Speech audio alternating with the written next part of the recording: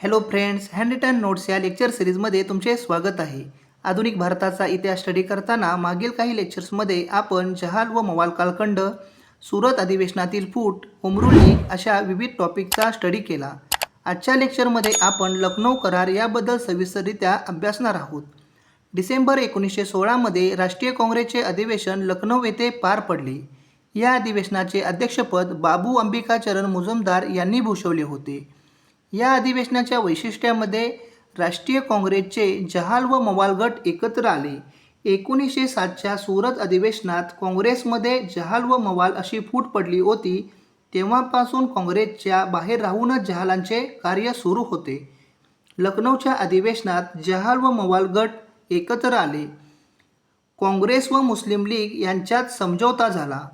यालाच लखनौ करार असे म्हटले जाते. हा करार मुहम्मद अली जिना यांनी मांडला. या अधिवेशनात दोन संघटना तडजोड होऊन हा करार करण्यात आला. या करारामुळे काँग्रेस व मुस्लिम संघटना समान राजकीय उद्दिष्टासाठी एकत्रपणे लढू लागल्या.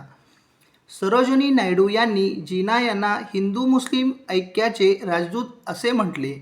या अधिवेशनामध्ये महत्त्वाच्या दोन तरतुदी करण्यात आल्या होत्या. राजकीय अधिकारांची मागणी व मुस्लिमांसाठी स्वतंत्र मतदारसंघ या तरतुदी या कराराने करण्यात आल्या होत्या. या करारामुळे राष्ट्रीय काँग्रेसही एकत्र आली.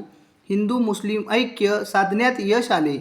ब्रिटिशांना फोडा आणि राज्य करा या धोरणाचा प्रभावीपणे वापर करणे हे कठीण झाले. या कराराने भविष्यातील घटनात्मक सुधारणांचा पाया घातला. त्यातूनच पुढे मॉन्टेग्यू चेम्स्फोर्ड सुधारणा कायदा 1919 हा संमत करण्यात आला.